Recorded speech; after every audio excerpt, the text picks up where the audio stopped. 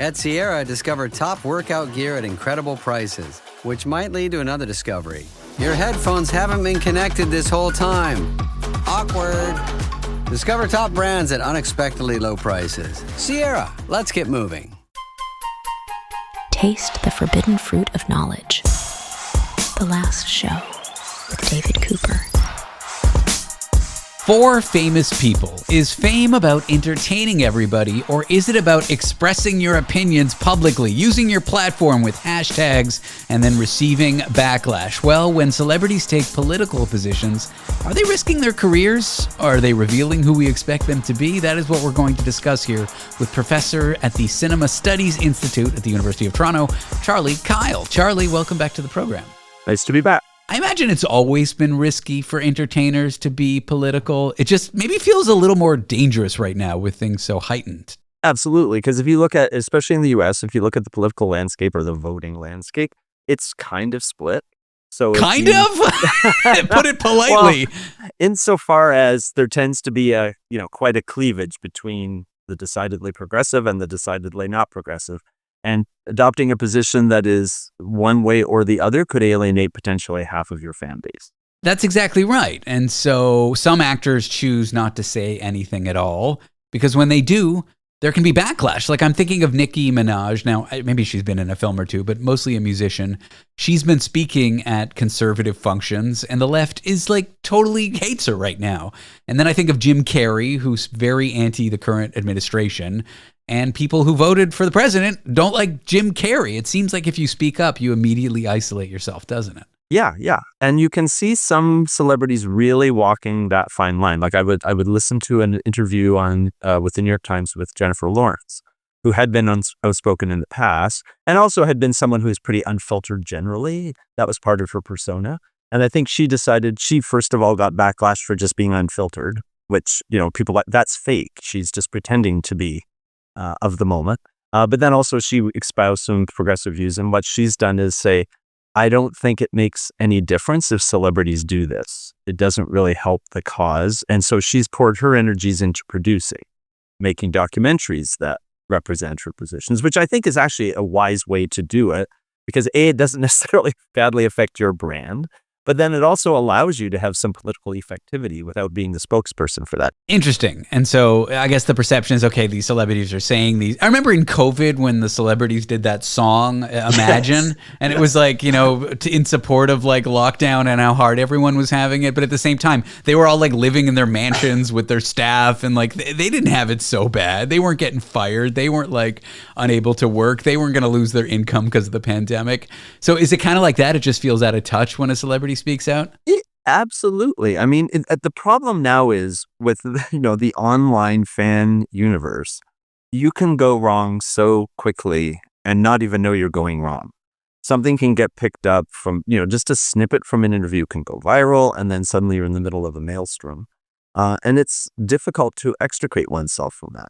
I mean, it's one thing if you really just plow it and decide to be assertively ideological, but oftentimes that's not what happens. It's just a stray comment. Can it affect the ability of an entertainer to find work if they speak out and they're overly political? Like maybe they won't get cast in the next Marvel movie, even though they were a hot celebrity, something like that? I don't know that that's the case because sometimes when you look at people who are pretty conservative, let's say, it's assumed that Hollywood is generally a more progressive place to work. And most of those people working there tilt progressive.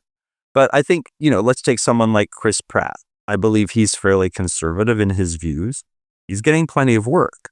Why is he getting plenty of work? Because the films that he makes tend to be pretty popular. So if you're, let's say, bulletproof that way, I would also say that if you are pretty good with, let's say, crews, if you're a generally nice human being, you can be nice and be conservative, I guess would be the position. Yeah, I'm thinking of Kelsey Grammer. Like he's a very staunch Republican, but he just got a Frasier reboot. I mean, it did get canceled, but that didn't seem to prevent the reboot from getting... So I think if you're a proven, let's say, audience magnet, and also you're not toxic to work with, then you could probably persevere. But you could make yourself quite unpopular by being, the more assertive you are about your views, I think the more likely you are to encounter resistance. So you don't think studios and producers are punishing political expression, especially if it's not extreme? No, I don't think so, because that would work against their own bottom line. I mean, would you really not want to hire someone who's bringing in lots of people to the box office? That doesn't really make a lot of financial sense. Is staying politically neutral? Like, it's actually something I try to do a little bit on this show, mostly because we cover like science and pop culture. It's not really a political show. It's not like I'm doing all these political topics and then not offering an opinion. But is staying politically neutral a good option for celebs, or does that have its own risk where people think you're spineless and they wish you'd take a side? Well, again, I think it has to do with the persona of the celebrity in question. If you have a built identity, let's take George Clooney, for example. People think of George Clooney as being not only progressive, but handsome. I think people think of him as being handsome first and foremost. Also be handsome and assertively progressive. But he's built a brand, you could say, of being politically informed. So it's not just that George Clooney has opinions, he actually works to inform his opinions. If you get a celebrity who just spouts off, that's not received as well. But it has to do with the brand. I mean, people understand that that's what they're getting with George Clooney. So when he makes an assertive statement about, let's say, an anti-Trump statement, it doesn't surprise people, and they kind of expect it. A different kind of example would be Dolly Parton. Dolly Parton is defiantly apolitical. She makes sure that she's never attached, even though there are aspects of her persona that do, let's say, accrue certain social capital. Like, for example, apparently she's very popular with gay audiences. But nonetheless, she doesn't go out of her way to be political about things that she may well be aligned with in the public mind. And that keeps her palatable for, let's say, country and Western audiences who may be decidedly more conservative.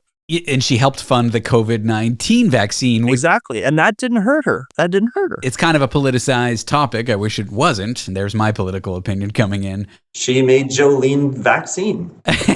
Vaccine. Exactly. When an entertainer does speak out and they get backlash, is that really about politics, or is it just really that people thought this entertainer was politically aligned one way and their words are communicating something different? Yeah, sometimes it doesn't even have to be your words. I mean, the obvious and notorious example is Sydney Sweeney's American Eagle campaign. Yeah. I don't think Sydney Sweeney went into that thinking, oh, this is going to buy me a whole lot of trouble. But it did. And she had to really work hard to kind of walk back from something that you could say isn't even, like, she didn't make any statement. That campaign where she wore the jeans and she's like, I got great jeans. And because she's so white, yes, people associated it with some odd eugenics, they went a little overboard. Not to defend Sydney Sweeney, but I honestly think that when they went into that campaign, they just thought, this is cute, right? It was like Brooke Shields decades ago. And so they weren't anticipating that. And that ended up, I think, alienating, for a time at least, her more progressive fans, but then also putting her into the camp of people that she, may or may not. We don't still know that much about Sydney Sweeney's political allegiances, and I think she would prefer it stay that way. Is it just the assumption that Euphoria, that show that she was on, was progressive because it has a trans actress and because the other actors in it speak out and they're left-leaning? Is they sort of expected her to be one way, and then this ad campaign indicated that she was another? That's it exactly. If you have a brand that gets built in the public's mind and then you deviate it from it in some way that rubs them the wrong way, it's not going to go well for you. And she really, I mean, again, I feel a degree of sympathy for her because I don't think she had anticipated this in any way, and she really had to work hard. But now she's in a film that's a big hit, so things seem to be okay for her again. Bottom line, do you think fans want their entertainers, their actors, to be humans with outspoken opinions, or do they just want them to be beautiful and just dance, sing, act, do well with what they do, and stay in their lane? Well, to paraphrase Freud, what do fans want? I think it's difficult sometimes for celebrities to know what is the right thing to do. And so you have to tread carefully, I think. And tread carefully can sometimes mean, perversely, not being overly careful. I'm here with Sigmund Freud, paraphraser. I'm here with professor at the Cinema Studies Institute at the University of Toronto, Charlie Keil. Charlie, thanks for the chat. I appreciate you being on the show. Thanks so much.